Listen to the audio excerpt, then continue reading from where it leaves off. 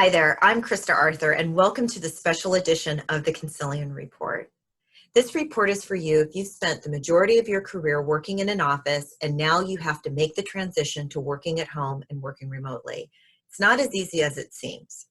So I'm going to give you our best practices for reducing stress, for maintaining productivity, for setting boundaries. If you're like me, you might have children at home, maybe you have pets, you have your partner, your spouse, maybe a parent or a roommate. There's people in your environment, so it's important that you learn to set boundaries. And we're also going to talk about how to stay connected. I've noticed that when people leave an office environment and transition to home, there does seem to be a disconnect and a feeling of loneliness can set in. So I'm going to give you some best practices for that. Best practice number one, create a routine. You want to create a routine because routine creates certainty, and certainty reduces stress. These are very uncertain times right now. So whatever you can do to create a sense of rhythm, to create a cadence throughout your day is going to help you reduce your stress, and it's also going to help with productivity. So make sure Monday through Friday you're getting up at the same time, you're having lunch at about the same time, you end work about 6 o'clock, and then you go to bed at the same time, really creating that routine. Best practice number two, get dressed. You will be tempted to work in your pajamas. Get up, have a cup of coffee, sit at your desk, and get going. But actually, that reduces productivity and it increases stress. The reason why is because when you work in your pajamas, there's no break between when you're supposed to be off work at home and when you are at work. And one of the most important things you can do when working remotely is create those kinds of psychological breaks between being at home, being off work, and being at work. Best practice number three, boundaries.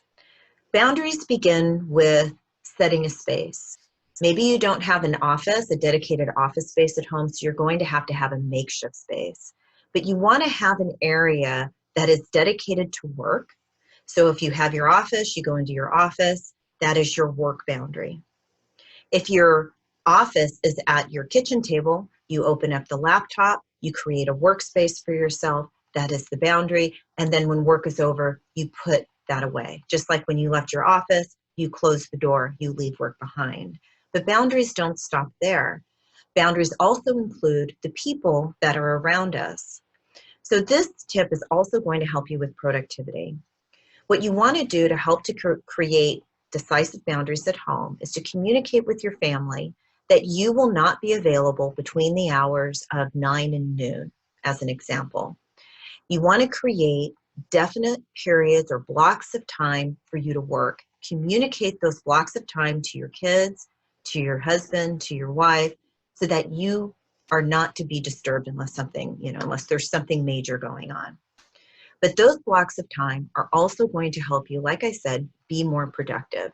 You'll find that you'll get a lot of work done when you are focused. If you have small children, you might want to get a timer, and a timer for maybe an hour, maybe 3 hours isn't realistic.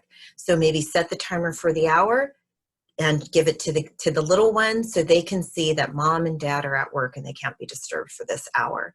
Then you can get up and take a break, which is our best practice. Get up every hour or so and just walk around, stretch your legs. It's really easy to stay put, especially right now when we all need to stay close to home, when we all need to stay in our homes. That doesn't mean that you can't get up from your desk and walk around. Best practice number 5, have video meetings.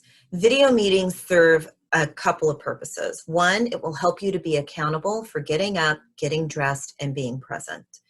2, it will also help with that feeling of connection. Having a live meeting, looking at someone in the eye is a much different experience than just speaking with them on the phone. In fact, I have a good friend that lives in Florida, and occasionally on Friday evenings, we'll have happy hour. We'll get on Zoom, we'll have a glass of wine, and we'll talk about our day and all that other good stuff.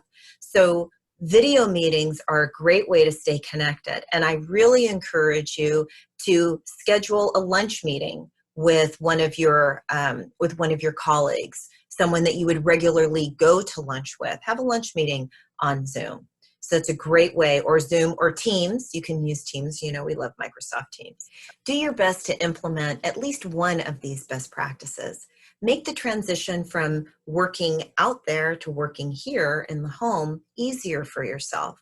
Maybe implement one a day. Whatever you do, just know that Consilien is here to help.